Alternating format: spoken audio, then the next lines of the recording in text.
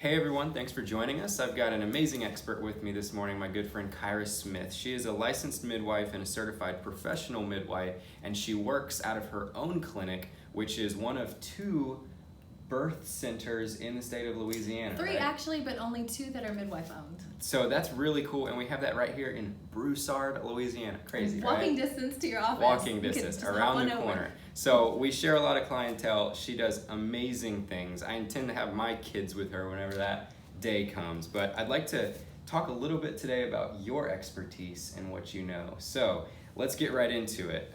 My first question for you is, what are the biggest differences between births in a hospital setting versus births at like a natural birthing center where you work, where you practice out of? So as a midwife, we deal with low-risk, healthy, pregnant women and their low-risk term babies. So one of the biggest differences is that out-of-hospital births are only for healthy, low-risk women, which, you know, largely is a big probably part of your clientele as well. Our practice focuses on health and the normalcy of pregnancy and the normalcy of birth. And so births outside of the hospital are a lot more hands-off. We do fetal heart tone monitoring, we do check vitals, we obviously deliver the babies and whatnot, but it's in a more home-like setting with a lot less unnecessary interventions. In our practice, clients can deliver in whatever position they want, they can invite however many people they want to their birth, they eat and drink in labor, which is very unusual in a hospital setting. And really, as long as things are normal, we kind of let them be normal and they can have their baby however they want. OB practices are a little bit different. They have a higher client volume, so where I might take 5 clients a month, they typically take about 25 or 30 a month. Oh, wow. So you can imagine that the time even in prenatals and clinic together is not as personal because they just don't have the time. They're seeing a lot of clients. Yeah. And then the births themselves, you know, as a midwife, we come out, we attend the birth as the labor and delivery nurse and the person who delivers the baby, and we do all the newborn care. But at the hospital, OBGYNs, they'll come in, they'll say hi, but really they're coming in when you're pushing. They deliver the baby and they step out. You do most of your care with a nurse. Yep. So there's that continuity of care aspect that women really, really love, that personalized care that midwives provide.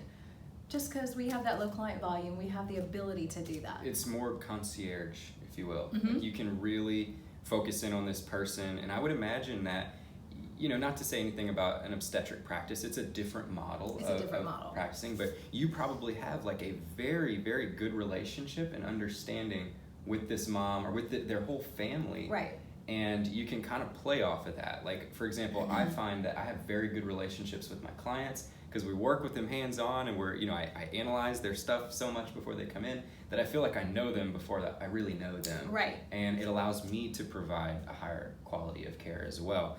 You said a couple of things, and you're jumping the gun because I want to get to a couple of those topics. But 25 to 30 patients on average per month is more than one per day if you only work Monday to Friday. Well, and you have to keep in mind too, they're not just seeing pregnant women, they also have a GYN practice. Right. So on top of this, they're doing their GYN surgeries and all those other things that they have to do. Wellness exams and that's a lot of work. Yearlies, and it's a lot. How many of them do you know, like, this is probably gonna be a hard question to answer, there's no like hard data on it, but how many of them do you think go and deliver on weekends? Is that kind of an off thing, or do they try to streamline it to stay within the work week? You know? I think for them to have enough of a balanced life to be able to be good OBGYNs and have a life at home with their family, that it's fair for them to take their weekends off.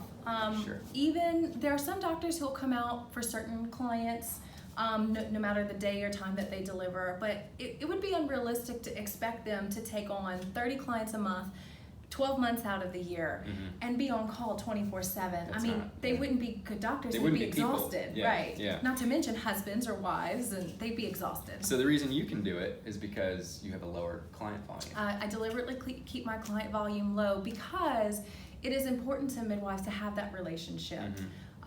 You know, I still see pictures on your social media. I'm like, gosh, she delivered another one this week. That's crazy. Just wait till November. Oh, geez. In December. Are people surprised when they find out about the term you used was continuity? are they surprised by the discontinuity of like an obstetric practice? No, because around here, that's what everyone's used to. They're used to the busyness of the OB practice. They're used to waiting for an hour to see their doctor. Not speaking bad of doctors, by the way. This is just a different model of care. They're used to that. So when they come into my practice, even like the consult, I'll say, our client appointments are 30 to 45 minutes in length. And I had one client who was like, what are we gonna talk about for 30 minutes? And then later she's your like, health history. I love that we spend so much time together. I look forward to our appointments. So it's just they're used to it. This is unique to Louisiana model of care, but Washington State, Florida, New York, and the Amish areas, this is expected over there. Interesting. So it's like it's a different culture is what it is within a practice. So should I be worried about not being in a hospital setting to have my baby, or having my OB present at my birth? Should I be worried about those things? So, I think I'm scared, like I need my doctor, Midwives are skilled, or how do I say this? Midwives have very skilled hands, but we know how to sit on them. So midwives are trained to do all of the things that keep birth safe. I mean, we're licensed by the state. We're very heavily regulated. We have rules and protocols and policies to keep our clients safe. It's just a different model of care. So no, you shouldn't feel afraid. If anything, you should feel cared for, safe, pampered while you're experiencing an out-of-hospital birth. Okay, so a lot of people would say, it's not about what you learned in a book or in a classroom. It's about your experience, right? How many times have you done this? How long have you been doing it? So how long has midwifery been around versus obstetric practice? Midwifery is the oldest profession in the Bible. Wow, there it is. So midwives have always been nothing to worry around. about. Yeah, over 2,000 years, y'all, but or more. Now we have medical training. We have training, and we're being more accepted in the medical community, so we're getting more hands-on experience. We have a more, how do I say, like a clearer model of apprenticeship. So there's a certain amount of births and certain amount of experiences we have to experience before we can get our license. So for example, it took me 5 years to get enough numbers to become a midwife, because midwives have a low client volume, right? But how many people, even labor and delivery nurses, do you know that have attended 200 natural births and sat with them all day, all night until they delivered, and then followed them before and after? It's just a different model. But when you say it like that, I feel much more comfortable with you delivering my kids, because it's like she's seen this hundreds of times, and now she does it on her own hundreds of times.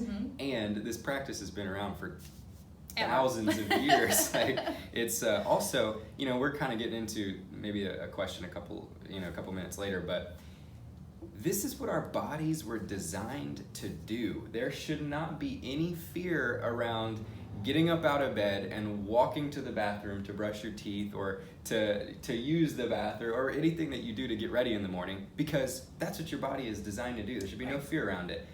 Same way, there is some inherent risk with getting in your car and driving to work. There's some inherent risk with maybe eating a certain food that you decide to eat for breakfast that could negatively affect your health. And there's an inherent risk when trying to deliver a child.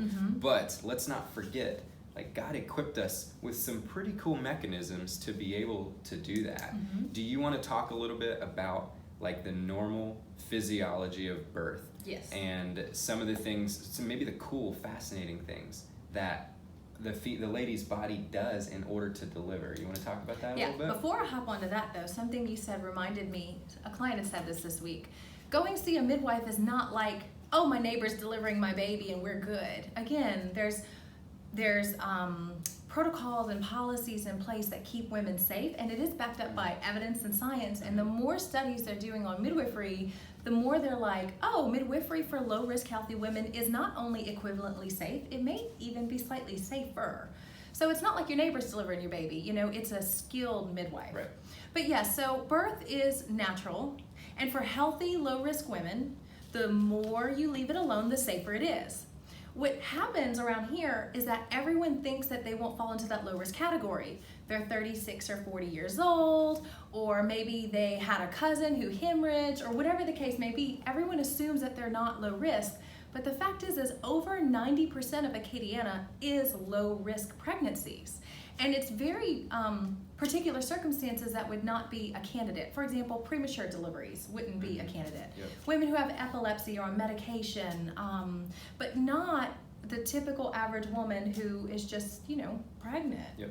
And so, again, so for healthy low risk women, the safer, birth is safer the more we leave it alone.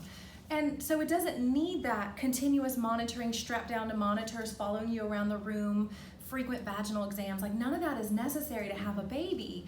And like you were saying, we don't get nervous when we get in our car or we go brush our teeth. These are normal things that we do. Believe it or not, birth is extremely normal too. Like, you're gonna deliver your baby even if your midwife or your doctor doesn't. One of the reasons that I would really like to use you for myself, my wife. Your wife. It's only 2019, we haven't gotten that far yet. Is because you talk a lot about the philosophy of sitting on your hands, the lifeguard thing that you mentioned. It's more about only doing what is necessary. Right. Less is more. And I would only go to an obstetrician who felt the same way. It has nothing to do with OB or midwife or conventional versus crunchy hippie. It's more of the philosophy. And the reason that I like the whole sit on your hands thing, like only do something if absolutely necessary, is because of what we like to call the intervention cascade. Now this is what happens when the first intervention happens, and then it usually begets more and more and more a positive feedback cycle. So you want to talk about that a little bit? It's almost like a self-fulfilling prophecy in labor. A woman walks into labor thinking, something's wrong with me, I need to be induced because I'm 30, 39 weeks or 40 weeks, I'm at my due date. What if I go over? Due date. So, right. And so she allows herself to be induced, and that induction kind of escalates. So Pitocin is used to induce, and it makes— It's a hormone, right? It's a synthetic hormone, which makes contractions stronger, longer, and more painful than anything that they would experience naturally. More painful? Yes. Oh, okay. And longer. Is it that so it's not that painful if you allow your body to do this on its Natural own? birth is really interesting. I think a lot of people assume that when they're going natural, they're going to suffer through it. Yeah, like no epidural. It's not like that. If you let women get in positions they want, eat and drink in labor, connect with their husbands, their labor, they're still working hard, but they're not suffering. Kind of like bodybuilders. They lift weights, they make a lot of noise. Nobody thinks they're suffering. We know that they're working hard. Yeah. Pregnancy and labor's just like that. Yep. Hans Selye talks about eustress. You familiar with that? Eustress, meaning EUSTRESS, good stress. So there's a certain amount of stress, like when we work out, that it breaks down muscle tissues, but it's going to initiate an adaptation response that's going to make you stronger, and your body is totally designed to do this in order to adapt and evolve. And I truly think that the birthing process is the same way. You're using a muscle, it's contracting to go through this whole process. Maybe the first one, there's a little bit of getting used to it, but usually the second, the third, the fourth, the eighth, however many kids you want to have, especially if you're doing natural family planning, it almost gets easier each time because the body is used to it and it's already been through that. So you talked about Pitocin. Do you think that without Pitocin, it's really not, it won't get to that level of painful or pain where you would need to use an epidural? Because that's usually the big thing. I don't want to do natural because I'm afraid that, no epidural, I'm going to die, So there's more to birth than just the power of the uterus. It depends on the passenger, the baby, the psyche, how mother's feeling. Is she in a safe environment? Does she feel loved and supported? What's her stress levels going on? That all play into a woman's pain threshold during labor. So for example, I had a friend whose father passed away shortly before she went into labor, or I think she may have been induced, but her father passed away. So even though she wanted a natural birth, her emotional psyche was not in the place to be pushing through something like that, and she ultimately got an epidural, and thank God that we have those for those kind of circumstances. But for the average woman whose baby's cooperating, which again, midwifery can help with that kind of stuff because we use position changes to help baby cooperate, whose emotional place is in the right place, they feel loved and supported and cared for and safe where they give birth, and their uterus is doing its job, because they're healthy and they're nourished and they've had chiropractic care and they have exercise and eaten well throughout their pregnancy. Birth you know, it's intense, but it's not that bad. And look, this is coming from someone who has the weakest pain tolerance you've ever met. And I've had 2 natural births, and I'd do it again. I had a home birth for my second. I am a big baby when it comes to pain, but birth is different. It's hard work, but it's not overly painful. And if it is, if a woman is truly suffering, which I've seen, something's wrong, and every time that has been true. Yeah, your red light goes off, and it's like, okay, something's not right. Right, we can intervene if necessary. Absolutely. And that safety net is always underneath. You would never initiate a delivery in your practice. Home birth maybe a little bit different, but you would never initiate a delivery in your practice without that safety net underneath you. Right? Absolutely, and home birth is the same thing as what we do. Same midwife, same training, different location. Okay. Open your phone again for me. So we're talking about the snowball effect. Yep. You want to talk more on that? Yeah, so this idea of the snowball effect is essentially one intervention leads to multiple other interventions. Yep. So for example, a woman's at her due date, agrees to an induction, receives Pitocin. She wanted a natural birth, but Pitocin makes her contractions longer, stronger, and closer together than she would have experienced naturally, and now the pain is too much to bear. And she's not making progress very quickly because it's her first birth, right? So she receives the epidural. Epidural tends to drop our blood pressure, which requires IV fluids to bump them up. So now we're hooked up to IV fluids. We've got an epidural. We have a catheter because we can't get up to go pee when we have an epidural, and we're stuck in the bed. Well, now that we're on our backs in the bed and we're rotating side to side, it is very common for birth to go a little longer, be a little slower. And even though we're not feeling it, our babies are feeling it. Well, Pitocin and contractions can stress out the baby, which is why we're monitoring. And if baby starts to get stressed out, now we're putting on oxygen, now we're bumping you up with more fluids, and sometimes it does escalate to the point that we need a C-section to save the baby who's not doing well, that came from the epidural, that came from the Pitocin, that started with the idea of being induced because we're past our due date. Due date, right. It's just this snowball effect that's awful. Right, and in theory, and this doesn't happen every time, y'all, but No, definitely not. In theory, what if the baby knew that its due date, like he was ready to come in 3 days, right? His plane ticket was on Friday, but we said, no, he needs to be here on Tuesday because it's been 40 weeks or whatever, the term since we... Or a holiday's right. coming, your baby's got to come out. Yeah, you got to come. So, let's go ahead and induce. And he's like, whoa, I was going to come in 3 days. Yeah. If we would have just waited, a lot of this stuff could have happened naturally, the way God designed it, the way our bodies are designed to do it. And it goes faster and smoother and easier when you let it happen the way it's supposed to. Yeah. Now, that's not saying that these things aren't important. Being a midwife, there are the occasional times that we do need to take a client into the hospital for an induction or an epidural, or even a C-section. And I am so thankful to live in a country where we have safe access to very safe medical care. It's the use of this unnecessarily or jumping in on these interventions that you don't necessarily need. Yeah. And you really don't have a relationship with your healthcare provider to navigate whether or not you actually need this. And what's happening is Louisiana specifically is having one of the highest maternal death rates, one of the highest neonatal mortality, morbidity rates. Yep. There's just so many issues. C-section rate. Highest C-section rate. C-section rate, highest or one of the highest, if not in the country. It's above 40%. So almost every other first-time mom who walks into the hospital has a C-section, and y'all right here in Lafayette.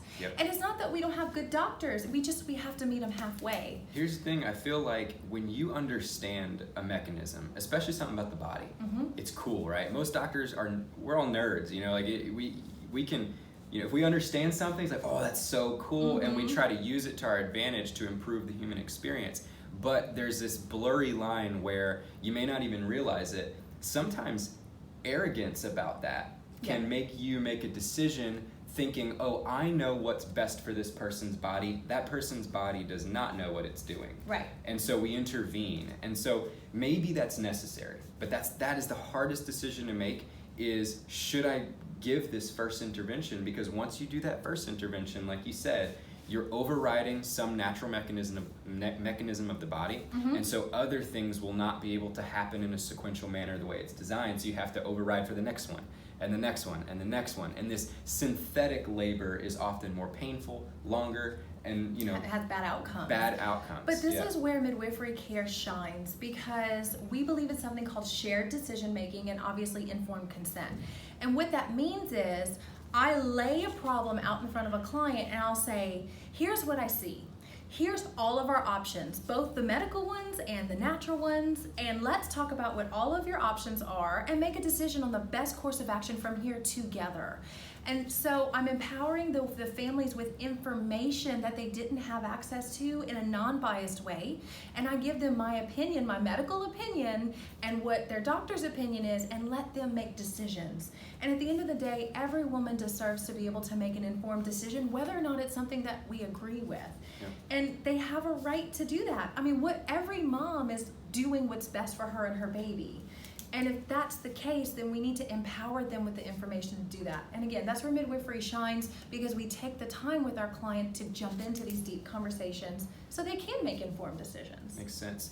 Biomechanics. So in your pelvis, when you are walking, gait, for example, you have the sacrum, the tailbone in the middle, and the two ilia, the iliums, the hip bones on each side, right? Mm-hmm. When you walk, you're going to experience two forms of movement. So on one side, there will be what we call nutation, which is where the sacrum kind of dips forward and down, and the ilium or the hip kind of comes back, right? On the other side, simultaneously, you have counter nutation. So that side of the sacrum is kind of moving back and the hip is moving forward. So basically, it goes through this right here, back, front, and they're doing opposites of each other, and then each side is doing opposites of each other, right?